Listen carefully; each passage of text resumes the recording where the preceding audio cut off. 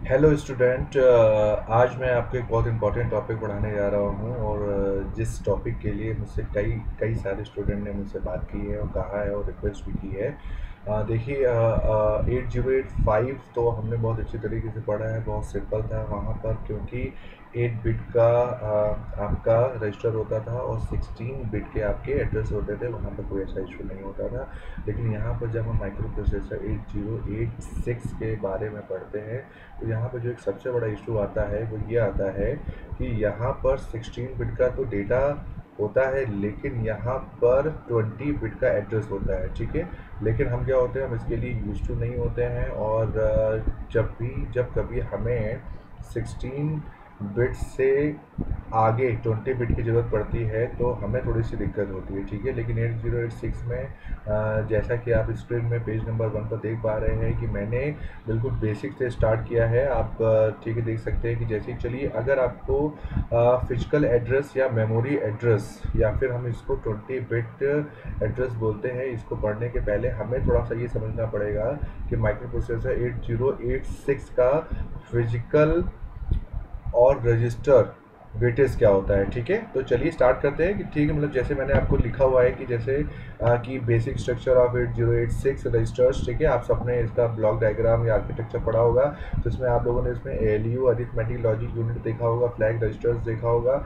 अच्छा हाँ, मैं फ्लैग रजिस्टर्स के लिए भी एक अलग से एक लेक्चर बनाऊंगा और जिसको मैं आपको शेयर करूंगा। ठीक है, और जो आपने थर्ड देखा होगा और इसमें लिखा हुआ जनरल पर्पस रजिस्टर, और जो आपका फोर्थ एंड फिफ्थ है वो देखिए, दोनों को मैंने अलग अलग लिखा है लेकिन उनको हमने एक साथ ही होता है। ठीक है, जैसे stack pointer register and pointer and index register. ठीक है, जो आपका पॉइंटर रजिस्टर होता है उसमें ही आपका स्टैक रजिस्टर आता है। ठीक है, एट द लास्ट जो है उसको कहते हैं सेगमेंट रजिस्टर।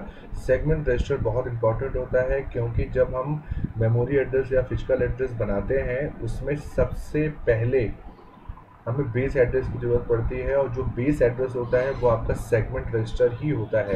देखिए, मैं आपको बोल दे रहा हूँ कि ये बहुत ज़्यादा कंफ्यूजिंग होता है क्योंकि बुक्स में बहुत सारी चीज़ें लिखी हुई हैं लेकिन हम अपने मतलब की चीज़ नहीं ढूंढ पाते हैं, तो इस वजह से मैं आपको बहुत ही क्लियर बोल रहा हूँ कि जो आपका सेगमेंट रजिस्टर होता है वो आपका बेस एड्रेस या बेस रजिस्टर कहलाता है।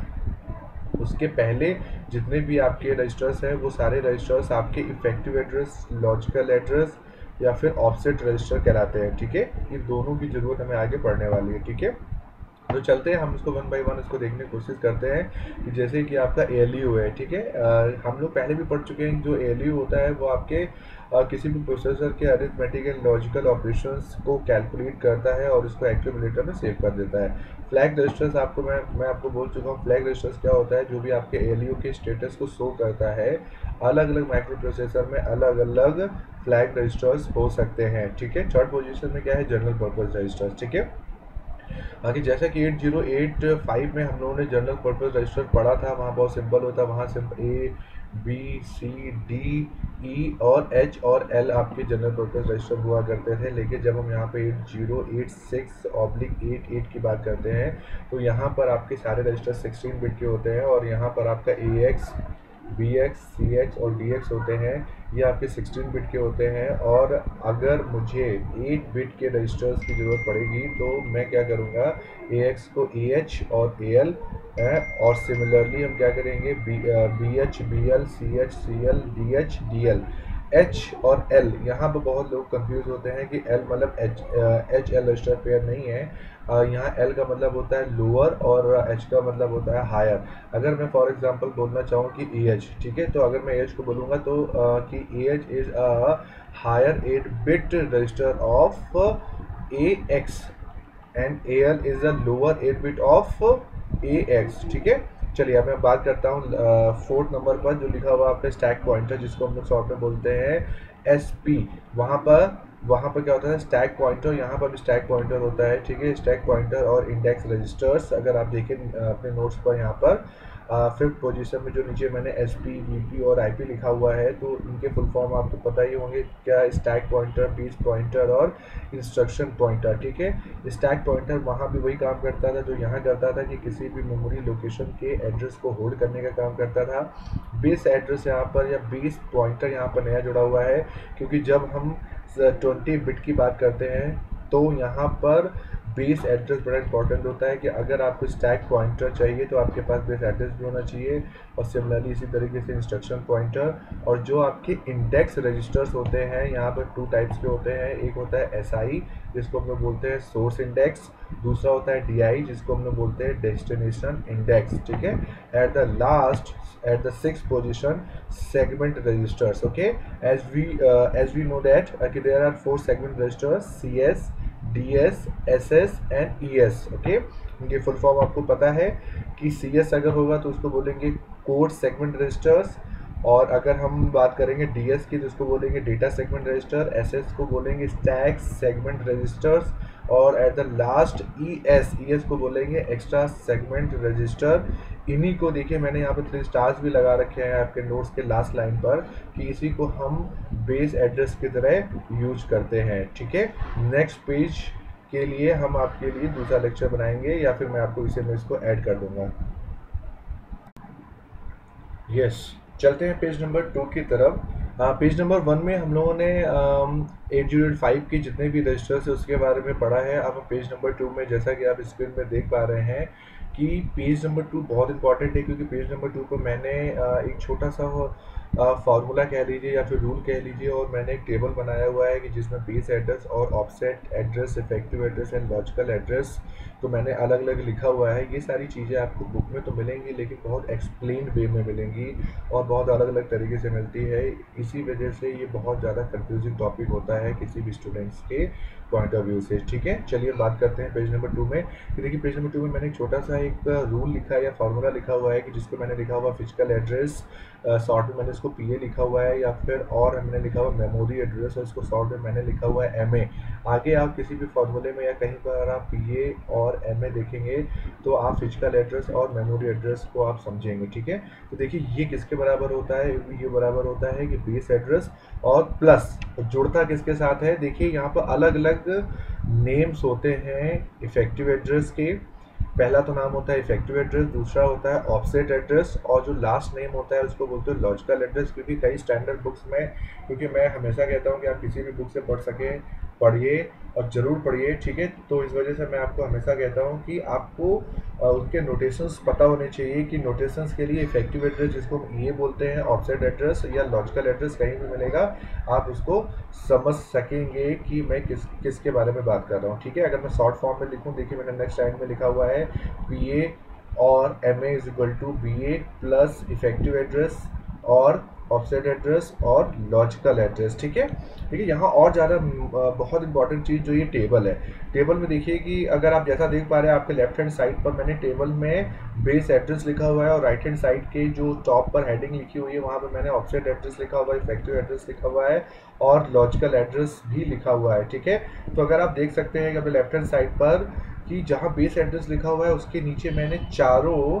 सेगमेंट रजिस्टर लिखा हुआ है। ठीक है, ये बहुत ध्यान देने वाली बात है कि जब बात आती है कि हमारे रजिस्टर आर्किटेक्चर ऑफ 8086 के बारे में, ये सारे रजिस्टर्स 8086 के होते हैं। ठीक है, बट लेकिन जो आपके सेगमेंट रजिस्टर्स होते हैं वो आपको 20 बिट एड्रेस बनाने के लिए या फिर मेमोरी एड्रेस बनाने के लिए या फिर फिजिकल एड्रेस बनाने के लिए हमेशा बेस एड्रेस की तरह वर्क करता है। और बाकी इसके अलावा जितने भी एड्रेस आप सोच सकते हैं 8086 के लिए, वो सारे के सारे ऑफसेट इफेक्टिव एड्रेस या लॉजिकल एड्रेस कहलाते हैं। फॉर एग्जांपल जब आप आगे एग्जांपल में देखेंगे तो आपको जितने भी एड्रेस दिए होंगे वो आपको सेगमेंट रजिस्टर को छोड़कर सारे एड्रेस आपको एग्जांपल्स में दिए होंगे। चाहे आप मूव देख लीजिए, चाहे आप एडिशन देखेंगे, चाहे आप जंप देखेंगे। मैंने कुछ एग्जांपल्स आने वाले नेक्स्ट पेज पे मैंने किए हैं जिससे आपको क्लियर होगा कि इस टेबल का यूज हम कैसे कर सकते हैं। कि स्टूडेंट देखते हैं कि देखिए मैंने क्या बाय रूल ये एक स्पेसिफाई है कि अगर आपका इफेक्टिव एड्रेस या offset address as a IP दिया होगा तो उसके लिए बेस एड्रेस आपका कोड सेगमेंट ही होगा, ठीक है। नेक्स्ट लाइन में देखिए, अगर आपको एज अ इफेक्टिव एड्रेस आपको स्टैक पॉइंटर या बेस पॉइंटर दिया होगा तो आपके लिए जो बेस एड्रेस होगा वो आपका एसएस होगा, या फिर हम इसको स्टैक सेगमेंट ही कह सकते हैं। थर्ड थर्ड जो आपकी रो है उसमें देखिए आप, अगर आप ध्यान से देख सकते हैं अपने नोट्स पर जो कि डिस्प्ले हो रहा है, यहाँ पे एसआई मतलब सोर्स इंडेक्स और GAR मैंने लिखा हुआ है, GPR लिखा हुआ है, जिसको आप फुल फॉर्म बोल सकते हैं कि general purpose register AX BX CX and DX। That means आपको जितने भी जनरल पर्पस रजिस्टर दिए गए हों और अगर आपको सोर्स इंडेक्स दिया गया हो तो उसके लिए आप एज अ बेस एड्रेस आप DSE यूज करेंगे, और एट द लास्ट अगर आपको DI या डेस्टिनेशन इंडेक्स दिया होगा तो उसके लिए आप EXE यूज करेंगे एज अ बेस एड्रेस। अगर आपने ये सारी चीज़ें समझ ली, विश्वास मानिए कभी भी आपको कुछ भी दिक्कत नहीं होगी 8086 के लिए, आपको ये वैसे ही सिंपल लगेगा जैसे कि आपको 8085 लगा, ठीक है। देखिए मैंने स्टार लगा के मैंने एक लाइन भी लिखी हुई है कि द मेमोरी एड्रेस MA और physical address PA is obtain by the adding BA plus effective address oblique offset address oblique logical address, ठीक है।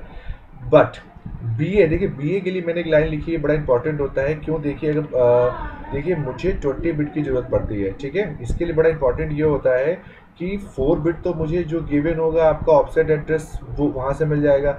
जो आपका BA होता है या फिर जो भी आपके सेगमेंट रजिस्टर्स होते हैं वो एज अ इनिशियल्स वो 4 निब्बल या 16 बिट में दिए होते हैं, ठीक है। लेकिन वहाँ पर हम क्या करते हैं बाय रूल, जो कि मैंने नीचे लिखा भी हुआ है कि बेस एड्रेस में हम 1610 का मतलब लिखा हुआ है 16, और नीचे देखिए मैंने छोटा सा 10 लिखा हुआ है। इसका मतलब है कि 10 का मतलब होता है डेसिमल, और लगा के मैंने लिखा हुआ है कि 10H। या तो आप 16 या 16 को डेसिमल में मल्टीप्लाई कर दीजिए जो भी आपका BA दिया गया हो, या फिर आप क्या करिए हेक्साडेसिमल में 10 से मल्टीप्लाई कर दीजिए। इससे होगा क्या, जो भी आपका segment register as a base register दिया हुआ होगा वो जो आपके 4 निब्बल या 16 बिट का होगा उसमें 10H का मल्टीप्लाई कर जैसे ही हम करेंगे तो क्या होगा कि जहां वो 4 निब्बल होगा वो आपका एक क्या होगा LSB से शिफ्ट होके वहां पर एक 0 आ जाएगा। तो अब आप ध्यान से देखेंगे इसको मल्टीप्लाई करने के बाद जहां आपके 4 निब्बल हुआ करते थे वहां पर इस 10H से मल्टीप्लाई करने के बाद वहां पर 5 निब्बल हो जाएंगे। 5 निब्बल मीन्स 20 बिट। जब हम 20 बिट में इफेक्टिव एड्रेस जो भी आपका 16 बिट का था उसको मैं क्या करूंगा ऐड करूंगा, तो 20 बिट प्लस 16 बिट को जब हम ऐड करेंगे जो हमारा फाइनल आंसर आएगा जो कि आपका मेमोरी एड्रेस या फिर फिजिकल एड्रेस होगा या कहलाता है वो आपका 20 बिट का या फिर 5 निब्बल का होगा, ठीक है। ये बहुत सिंपल प्रोसीजर होता है जिसको लोग बहुत टफ मानते हैं, बहुत कंफ्यूजिंग मानते हैं। मैंने कोशिश की है कि मैंने पेज नंबर 2 के थ्रू मैं आपको कोशिश करूं कि ये चीज़ बहुत सिंपल तरीके से आपको समझ में आ जाए। इसमें कुछ नहीं है, सिंपल सा एक छोटा सा फॉर्मूला है, फिजिकल एड्रेस और memory address is equal to base address plus effective address. Effective address के 2 और नेम होते हैं और उसके बाद आपको बस बेस एड्रेस और ऑफसेट एड्रेस या इफेक्टिव एड्रेस के बीच का एक टेबल पता होना चाहिए कि कौन कौन से इफेक्टिव एड्रेस दिए हों और उनके रिस्पेक्टिव कौन सा बेस एड्रेस हम यूज करते हैं, ठीक है। उसके बाद बेस एड्रेस में बाय रूल क्या करेंगे 10H या फिर 16 इन डेसिमल का मल्टीप्लाई करेंगे, तो जो BA का कंटेंट होगा जो कि 16 बिट होगा वो ऑटोमेटिकली क्या होगा मल्टीप्लाई होने के बाद वो 20 बिट का हो जाएगा। जब हम 20 बिट में 16 बिट को ऐड करेंगे जो आपका टोटल फॉर्मूला है या फिर जो आपका टोटल आउटकम है जिसको हम लोग मेमोरी एड्रेस या फिर फिजिकल एड्रेस कहेंगे वो आपका 20 बिट का आ जाएगा। Is that clear? Thank you. अब हम आगे के एग्जांपल पेज नंबर 3 में देखेंगे जिसको भी मैं इस वीडियो में आगे ऐड करूंगा। Thank you. Okay, let's start with page number 3। Okay, देखिए पेज नंबर 3 में मैंने कुछ एग्जांपल्स दिए हैं कि जिसके थ्रू आपको समझ में आ जाए कि जो मैंने किया है फिजिकल एड्रेस के बारे में। देखिए मैंने यहाँ पर कुछ एग्जांपल्स दिए हैं और मैंने उसको थोड़ा सा सिंप्लीफाई करने की भी कोशिश की है। पेज नंबर 3 में देखिए फर्स्ट एग्जांपल अगर मैं देखूँ कि मूव CL, DH, ठीक है। तो भाई सीधे से भाई मालूम है कि आपका हायर 8 बिट DS से आपको कोई ना कोई डेटा आपको शिफ्ट करना है या मूव करना है लोअर 8 बिट ऑफ सी। ठीक है, ओके। देखिए मैंने इसको एक्सप्लेन करके लिख भी दिया है, और मैंने सिर्फ यही लिखा हुआ है कि देखिए, अच्छा यहाँ पर बहुत इंपॉर्टेंट चीज़ ये होती है कि बच्चे अक्सर पूछते हैं कि सर ये बताइए कि मुझे कैसे पता चलेगा कि मुझे कब फिजिकल एड्रेस बनाना है, किसका फिजिकल एड्रेस बनाना है। तो उसके लिए देखिए मैंने आपको बहुत सारे एग्जांपल्स दिए हैं। तो देखिए जो पहला और दूसरा जो एग्जांपल्स है वो बिल्कुल सिंपल एग्जांपल है। देखिए यहाँ पर मूव CL कॉमा DH लिखा हुआ है। अगर मुझे देखिए यहाँ पर मुझे क्या देखना है, मुझे एक स्क्वायर ब्रैकेट देखना है या फिर मुझे बॉक्स ब्रैकेट देखना है। ठीक है, अगर किसी भी रजिस्टर या इमीडिएट डेटा में अगर ये बॉक्स या स्क्वायर ब्रैकेट लिखा होगा तब हम क्या करेंगे, उसके लिए हम फिजिकल एड्रेस या मेमोरी एड्रेस का पूरा प्रोसीजर स्टार्ट करेंगे। अगर वो नहीं लिखा हुआ है, जैसे पहले और दूसरे एग्जांपल में अगर आप ध्यान से देखें कि ना ही CL में लिखा हुआ है ना ही हमारे DH में लिखा हुआ है, तो ये सिंपल है, इसमें कोई फिजिकल मेमोरी एड्रेस या फिर मेमोरी एड्रेस का कोई कॉन्सेप्ट नहीं लगेगा। अगर आप ध्यान से देखें कि the content of DH will be copied और copy to CL registers. Okay, similarly अगर मैं एग्जांपल नंबर 2 देखूं, यहाँ पर देखिए यहाँ पर 08H लिखा हुआ है। देखिए अगर यही एग्जांपल अगर मैं 8085 में लिखता तो ये एग्जांपल गलत हो जाता है। क्यों? क्योंकि यहाँ पर मूव के साथ ही इन्होंने इमीडिएट डेटा दे रखा है। ठीक है, मैं आपको पहले भी क्लास में बता चुका हूँ कि जो मूव है वो 8085 के लिए स्पेसिफाई था रजिस्टर्स टू रजिस्टर, लेकिन 8086 के लिए मूव स्पेसिफाइड नहीं है। वो कोई भी डेटा हो, चाहे वो रजिस्टर डेटा हो, चाहे वो इमीडिएट डेटा हो, चाहे वो 16 बिट का डेटा हो, चाहे वो 8 बिट का डेटा हो, चाहे वो रजिस्टर से डायरेक्ट या इनडायरेक्ट या फिर immediate data to any registers होगा, तो हम इसको यहाँ यूज कर सकते हैं। 8086 के पॉइंट ऑफ व्यू से मूव DL 08H हमारा बिल्कुल सही है। अच्छा देखिए, गौर करने वाली बात यह है कि ना ही DL पर ना ही 808 पर कोई भी स्क्वायर ब्रैकेट या बॉक्स ब्रैकेट लगा हुआ है। ठीक है, तो सिंपली ये भी ऑपरेट होगा। तो ये ऑपरेट क्या होगा कि ये 08H डेटा जो होगा जो कि 8 बिट का है वो DL में जाके कॉपी हो जाएगा। ठीक है, ये बिल्कुल सिंपल है। पहला और दूसरा बहुत ही ज़्यादा सिंपल है। देखिए जितना मैं आपको बोल रहा हूँ, अगर आप सुन लेंगे कि आने वाले जितने लेक्चर्स होंगे या फिर आप खुद से भी अब 8085 के इंस्ट्रक्शंस को पढ़ोगे, अगर आपको पता है बच्चे यहीं फंसते हैं। अगर आपके नोटेशंस क्लियर हैं तो आप वहाँ बिल्कुल भी नहीं फंसेंगे। ठीक है, तो चलिए स्टार्ट करते हैं एग्जाम्पल नंबर 3।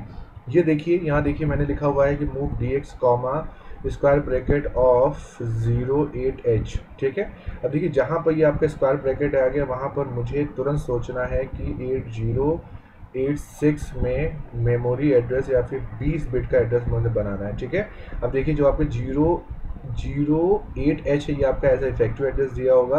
अच्छा देखिए ये सिर्फ आपके 2 निब्बल के हैं, या फिर मैं इसको 4 निब्बल लगा मतलब बनाने के लिए मैं क्या करूँगा, इसके राइट हैंड साइड पर मैं 2 जीरो की, इसको बोलते हैं जीरो पैडिंग, मैं आराम से तो जीरो पैडिंग कर दूंगा। ठीक है, अब देखिए ये आपका इमीडिएट डेटा है, तो इसके लिए बेस एड्रेस आपका DS होगा, जैसा कि मैंने आपको उस चार्ट पर बताया है। और यहाँ पे मैंने लिखा हुआ है, यहाँ क्या करेंगे, सिंपली मल्टीप्लाई करेंगे 16H और 10H का। तो चलिए मान लीजिए DS की कुछ न कुछ वैल्यू होगी, मैंने एग्जांपल लिया हुआ है, यहाँ कुछ होगा नहीं, तो चलो मैं मान लेता हूँ कि जो आपकी DS की वैल्यू है वो 1011H है। मैं 1011H में जैसे ही 10H का मल्टीप्लाई करता हूँ, अगर आप देख सकते हैं कि मैंने वहाँ पर ऑरेंज पेन से मैंने उसके यूनिट प्लेस पर जहाँ वो जीरो ऐड हुआ है मैंने वहाँ पर उसको अंडरलाइन किया हुआ है। बाकी देखिए बाकी 1011 सेम है। ठीक है, ये बात मैं आपको पहले भी बोल चुका हूँ। जो आपका 16 बिट का जो भी डेटा होगा वो 10S या 16 इन डेसिमल में मल्टीप्लाई करने से क्या होगा, बस एक जीरो आपके यूनिट प्लेस में बढ़ जाता है, और जिससे जो आपका 16 बिट का डेटा वो आपका 20 बिट का हो जाता है। देखिए यहाँ पर आपने इफेक्टिव एड्रेस भी लिख रखा हुआ है, और यहाँ पर आपने बेस एड्रेस भी आपने 20 बिट का लिख रखा हुआ है। तो ठीक है, तो अब मुझे सिंपल फॉर्मूला लगाना है। क्या लगाना है कि physical address is equal to base address plus effective address. अगर आप वहाँ देखिए कि बेस एड्रेस आपका 20 बिट का है और आपका इफेक्टिव एड्रेस आपका जो कि गिवन हुआ है, जो कि आपका गिवन था वो आपका था तो वो 8 बिट का, लेकिन मैंने जीरो पैडिंग करके उसको 16 बिट बना दिया। इससे कोई फ़र्क नहीं पड़ेगा, लेकिन मेरा मोटिव क्या है 08। जैसे हम इसको आपस में ऐड करेंगे तो अगर आप ध्यान से देखिए कि आपका 10118 ये आपका 20 बिट का एड्रेस बन चुका है। ठीक है, तो ये बहुत सिंपल है। और इससे डरने की ज़रूरत नहीं है। एक लास्ट पेज है इस लेक्चर सीरीज का जिसको हम अभी जस्ट मैं आपको ऐड करता हूँ, ठीक है, और इसमें कुछ एग्जांपल्स हैं जिससे आपको और ज़्यादा क्लियर हो जाएंगे। Okay, let's start with page number 4।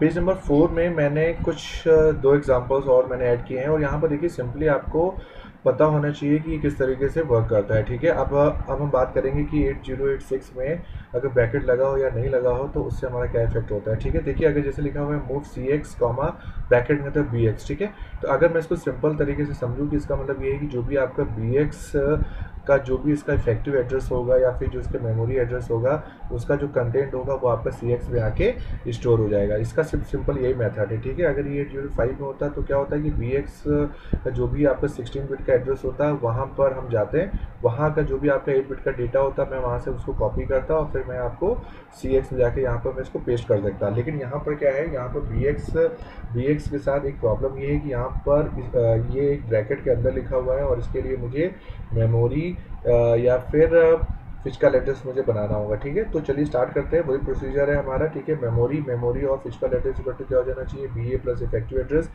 देखिए जो भी गिवन होता है वो आपका हमेशा इफेक्टिव एड्रेस कहलाता है। इसका मतलब जो आपका BX है वो आपका इफेक्टिव एड्रेस है। जो आपका BX है, चलिए मान लेते हैं BX आपका 1101 है, ठीक है। और जो आपका बेस एड्रेस है, देखिए अच्छा ठीक है, देखो अगर आपका इफेक्टिव एड्रेस BX है तो आपका बेस एड्रेस क्या होगा, इसके लिए हमें उस टेबल पे जाना होगा। अगर आप देखेंगे कि उस टेबल के अकॉर्डिंग टू दिस टेबल जो आपका बेस एड्रेस होगा वो आपका डेटा सेगमेंट ही होगा, ठीक है।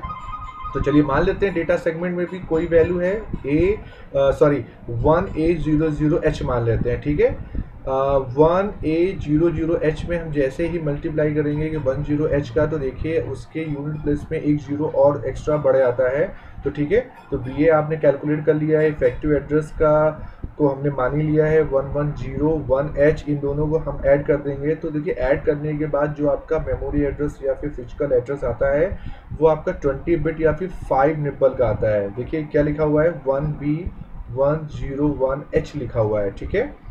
तो सिंपली क्या है कि जो भी अब आपको एड्रेस मिल गया है, तो इस 20 बिट एड्रेस का जो भी कंटेंट होगा वो आपका कहाँ चला जाएगा, CX में चला जाएगा। देखो CX आपका 20 बिट है, ठीक है।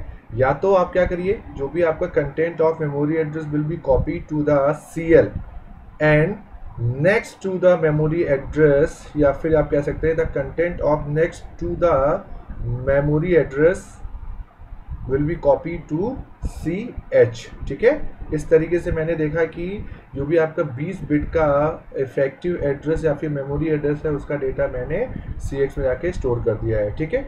अब देखिए जो आपका लास्ट एग्जांपल है इसमें देखिए जो भी आपके ब्रैकेट के अंदर दो चीज़ें लिखी हुई हैं, SI प्लस 0A2H, ठीक है। यहाँ पर जो आपका इफेक्टिव एड्रेस होगा वो आपका सोर्स इंडेक्स और जो भी आपका एक इमीडिएट डेटा दिया गया, देखिए अगर आप ध्यान से देखें कि ये इमीडिएट डेटा जो दिया गया है वो सिर्फ 3 निबल का दिया गया है, कोई घबराने वाली बात नहीं है। हम इसको जीरो पैडिंग करके एक जीरो और बढ़ा देंगे, ठीक है, इसके MSB पर, तो ये 00A2H हो जाएगा, ठीक है। अब जो आपका इफेक्टिव एड्रेस कैलकुलेट होगा वो आपका SI के कंटेंट को लेंगे और जो आपका 00A2H लिखा हुआ है इन दोनों को ऐड कर देंगे तो आपका क्या बन जाएगा, इफेक्टिव एड्रेस, ठीक है।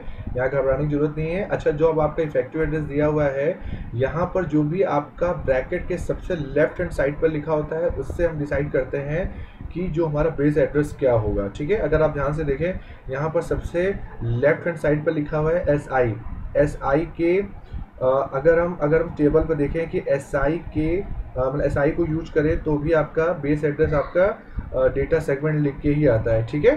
तो चलिए हमने इफेक्टिव एड्रेस कैलकुलेट कर लिया है और मैंने SI के कंटेंट को मान लिया है FF0AH। मैंने जानबूझ के थोड़ा सा टफ एग्जांपल लिया है ताकि आप ये ना सोचिए कि सर हमेशा 1010 में ही लिख रहे हैं।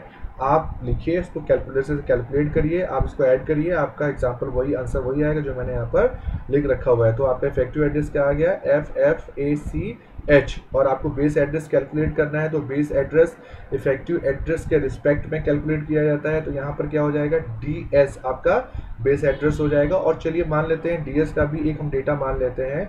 अगर हमें मानना ही है, अगर मुझे एग्जांपल बनाना है, तो आप कोई भी एक लीगल वैल्यू मान सकते हैं। और मैंने डीएस का कंटेंट मैंने 110BH लिया है और इसमें मैंने 10H का मल्टीप्लाई कर दिया है। तो अगर आप ध्यान से देखें कि जो आपका बी ए होगा वो आपका 16 बिट से चेंज होके 20 बिट में चेंज हो गया है, जहाँ पर 110B0H लिखा हुआ है। फिर हम क्या करेंगे मतलब according to the rule memory address और the physical address is equal to B A plus effective address. हम क्या करेंगे 20 बिट के बेस एड्रेस को और 16 बिट के इफेक्टिव एड्रेस को जैसे हम आपको ऐड करेंगे तो आपका मेमोरी एड्रेस आपका 20 बिट का आ जाएगा 2105C। सिमिलरली क्या होगा, जो ये एड्रेस आया है इसका कंटेंट सीधे सीधे CX में जाके स्टोर हो जाएगा। अब CX में स्टोर कैसे होगा, जैसे कि मैंने आपको पिछले एग्जांपल में बताया, CX आपका 16 बिट का है।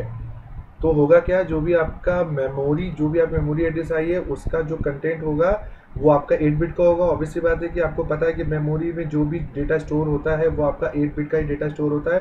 The content of 8 bit of memory address will be copy to the CL and the content of next to the memory address will be copied to the CH। I am hoping कि आपको ये physical memory या 20 bit memory या फिर memory address या फिर physical memory address, इनको आप अलग अलग नामों से जानते हैं। ये बहुत बहुत टफ माना जाता है, मुझे नहीं पता ऐसा लोग क्यों कहते हैं, लेकिन मैंने आपको जितने एग्जाम्पल बताए हैं ये एग्जाम्पल आप बहुत अच्छे से देखिएगा। मैं इसके जिस नोट से मैंने आपको पढ़ाया है ये नोट्स मैं आपको शेयर भी कर दूंगा कि जिससे आप वीडियो देखते देखते इस नोट्स के साथ पढ़ेंगे, आपको बहुत ज़्यादा ईजी होगा। अगर कोई डाउट होता है तो आप प्लीज़ मुझे किसी भी कम्युनिकेशन मीडियम से आप मुझसे कांटेक्ट कर सकते हैं, व्हाट्सअप कर सकते हैं, या फिर जब भी मैं आपको जूम लेक्चर देता हूँ उसमें आके मुझे अपने आप प्रॉब्लम बता सकते हैं, ठीक है। अगर आपने ये 4 पेज पढ़ लिए आपको फिजिकल मेमोरी एड्रेस बिल्कुल क्लियर हो जानी चाहिए। ओके, थैंक यू, मिलते हैं नेक्स्ट लेक्चर में।